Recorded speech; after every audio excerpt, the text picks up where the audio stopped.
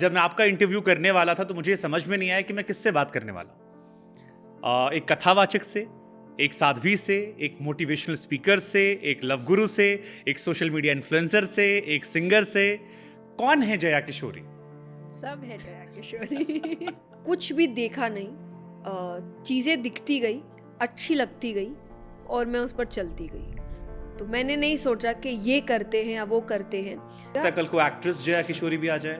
भजन के through acting भी हो ही जाती है आपकी See? इनडायरेक्टली। आपका ओरिजिनल नाम जया किशोरी नहीं, जया शर्मा। जया शर्मा है। सो ये किशोरी कहाँ से आया फिर?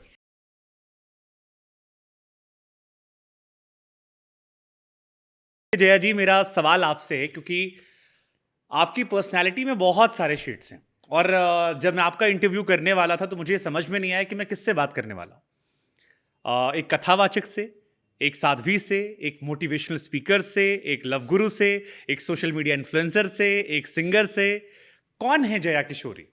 सब है जया किशोरी। बस साध्वी नहीं हूँ मैं।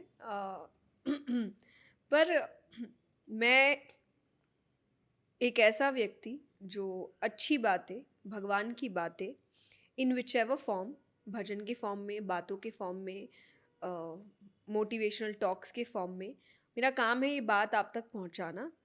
उसके लिए आप मुझे कोई भी रास्ता देंगे तो स्पिरिचुअल सेशंस है, कथा है, मोटिवेशनल सेशंस है, भजन्स है, एंड उसके बाद आप और भी मुझे नया बता सकते हैं जो मैंने अभी तक नहीं किया होगा।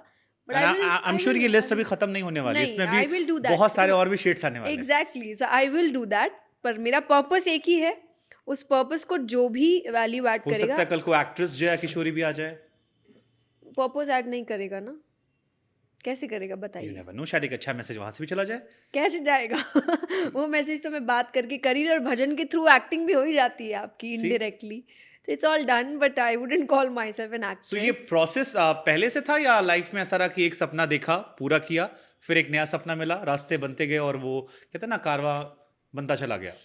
कुछ भी देखा नहीं, चीज़ें दिखती गई, अच्छी लगती गई और मैं उस पर चलती गई। तो मैंने नहीं सोचा कि ये करते हैं या वो करते हैं। So I think after a certain point of time मुझे रियलाइज़ हुआ कि अच्छा, इसके लिए आई एम डूइंग एवरीथिंग, तो ये मेरा पर्पस है। तो मैंने जब भजन गाना शुरू किया तब ऑब्वियसली एक 6 साल की बच्ची को नहीं था कि मुझे भगवान का नाम दुनिया में लेकर जाना है। ऑब्वियसली कोई नहीं सोचता। उस वक्त मुझे अच्छा लग रहा था। So I think when I was 15 और 16 आई रियलाइज्ड नो, ये कुछ अब मुझे समझ आ रहा है कि मुझे कुछ करना अच्छा लग रहा है और इसका होल सोल रीज़न इज़ भगवान। तो उससे रिलेटेड अब जो भी चीज़ें होंगी, आई विल डू दैट। मतलब भगवान सेंटर है, उसके इर्द गिर्द सारी जी, चीजें बुनती जाएंगी आप, बिल्कुल, भगवान को नहीं छोड़ेंगी। बिल्कुल नहीं। आपका ओरिजिनल नाम जया किशोरी नहीं, जया शर्मा। जया शर्मा है। सो ये किशोरी कहाँ से आया फिर? ये उसी तरह के आपके घर के जो बुजुर्ग हैं, बच्चों को में लड़के को तो लोग कन्हैया बुला लेते हैं कि हमारे घर का कान्हा है, हाँ। पर बेटियों के लिए शब्द कभी इस्तेमाल नहीं होता। तो किशोरी राधा जी का नाम है, तो उनकी नज़र से कि ये हमारे घर की राधा है। तो जब मैंने इस क्षेत्र में कदम रखा, तो तब आपको होता है ना कि सब एक थोड़ा डिफरेंट नाम होता है डायरेक्टली जया शर्मा ने। आप किसी का भी अगर देखें, कुछ ना कुछ ऑडिशंस होते हैं। तो उन्होंने उस वक्त कहा था कि आपको कुछ ऐसे ऐड जैसे जया शर्मा आप ऐसे नहीं कर सकते। तो मेरे पिताजी को लगा था फिर तो बुज़ुर्गों का आशीर्वाद के नाम से ही आगे बढ़ते हैं, तो फिर जया किशोरी के नाम से आगे बढ़े। ये सब प्लान था या बस होता चला गया? क्योंकि सब होता चला मैं गया। कई बार जैसे जब बॉलीवुड के सिंगर्स का पॉडकास्ट करता हूँ मैं या उनसे बात करता हूँ मैं, तो पता लगता है कि आदित्य सिंह बेस्ट बादशाह बन गया, अच्छा।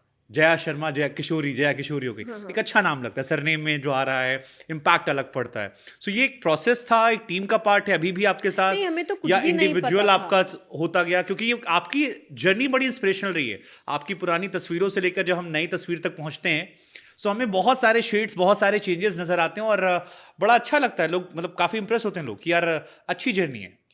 बिल्कुल, पर प्लान नहीं था क्योंकि हमें पता नहीं था। मेरे मेरे आसपास कोई भी ऐसा नहीं था जो इस फील्ड में है, जो हमें बता सके कि ऐसा होता है, वैसा होता है। सो हमारे लिए तो स्टार्टिंग में बहुत ही नया था, स्पेशली कथा, कि कैसे। इसलिए मेरी पहली कथा में मैंने किसी से नहीं सीखा। मैं, मेरे पापा, हम ही किताबें ला रहे हैं, हम ही सीख रहे हैं। बस एक है जिनकी वजह से मुझे ये चीज़ अच्छी लगी थी, स्वामी राम सुखदास जी। उनकी कथा सुनी थी, उसी को सुन रहे हैं हम, और उनसे हम किताबें ढूंढ ढूंढ के ला रहे हैं और हम खुद पढ़ रहे हैं। पर श्रीमद् भागवत के समय आपको पता चल गया, तब तब जाके मैंने श्रीमद् भागवत गुरुजी से सीखा था। पर उससे पहले तो पता ही नहीं था होता क्या है, करना क्या पड़ता है। अगर आपको कथा करनी है कि मेरी इच्छा हुई मुझे करनी है, कि आप जो सुन रहे हो मुझे अच्छा लग रहा है पापा, तो मुझे करना है। कैसे करना है, किस तरीके से करना है, 1.5 साल हमें लग गया इस चीज़ों को समझने में, प्रिपेयर करने में, तब जाकर हमने इसकी शुरुआत करी। So nothing was planned. आपका घर राजस्थान मुख्यतः जो आपका होम टाउन रहा है। जी, सुजानगढ़। हाँ, वहाँ से फिर कोलकाता, फिर अब तो मुंबई, दिल्ली सब बराबर हो गया है। जी। आपकी जर्नी की तरह आपकी ये भी डेस्टिनी रही है।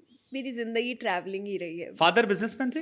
नहीं, फिर जॉब करते थे, जॉब करते थे। फाइनेंस हाँ, का। यही मेरे मन में सवाल था क्योंकि व्यासपीठ पर मैंने जैसे कई सारे लोगों से बात की और कई सारे ऐसे लोग जो पीढ़ी दर पीढ़ी काम करते आ रहे हैं। कई बार उन्हें शिकायतें भी होती हैं कि ये हमारा खानदानी रहा है, हमारी 30 पीढ़ियां 35 पीढ़ियां इसी काम करते आ रही हैं और अब कई नए लोग आ रहे हैं सडनली। तो ये व्यासपीठ का इंटरेस्ट आपका था, फादर का था? अगर आपका था तो ये कहाँ से इंस्पायर हुआ? बिकॉज आई डोंट थिंक 6 साल में मुझे याद भी नहीं है कि मैं क्या कर रहा था। नहीं, 6 साल की उम्र में मैंने कथा नहीं करी, तब मैंने भजन गाए थे। कथा मैं 12-13 साल की थी तब पहली बार करी। तो जैसे मैंने आपको बताया कि जिनकी कथा मायरा, मैंने पहले 3 दिन की कथा करी थी, जिसको हम नानी बाई का मायरा या नरसी का भात तो ये कहते 3 हैं। दिन वाली कथा भी कैसे शुरू हाँ, हुई? मतलब ये इसके पीछे तो कोई तो कहानी मेरे होगी? पापा जिनकी कथा सुनते थे, स्वामी जी मैंने जिनके बारे में बताया, वो हुँ, करते थे ये। हुँ, और तब तो वो थे भी नहीं, मतलब उनसे पहले ही वो उनका देहांत हो चुका था। तो मेरे दादाजी भी उनको सुनते थे, पापा भी। तो वो कैजुअली जैसे आप घर में किसी को सुन रहे हैं, वैसे उनको उनकी कैसेट आती थी, कथा की सुनते थे और बहुत हुँ, इमोशनल हो जाते थे। तो उनका एक रूटीन काइंड ऑफ था सुनना। अब रोज़ाना में रोज़-रोज़ नहीं, बच्चे को अच्छा लगता देखना कि मेरे पापा कुछ सुन के रो रहे हैं, इमोशनल हो रहे हैं या एक रूटीन वाइज़ उनका कुछ चल रहा है। तो एक दिन मैंने पूछ ही लिया कि चल क्या रहा है? ये क्या सुन रहे हो, मुझे सुनाओ। उससे सुपर। पहले मैंने भजन शुरू कर दिए थे, मेरी रुचि भगवान में थी, मुझे अच्छा लगता था भगवान के बारे में जानना। तो उन्होंने मुझे थोड़ा सुनाया और इसीलिए मैं कहती हूँ कि it was all destined for me, कि मुझे इतना नहीं समझ आया था सुनने के बाद भी कि ये कोई कथा होती है, ये क्या है। मैंने बस इतना बोला, करते हैं, अच्छा है।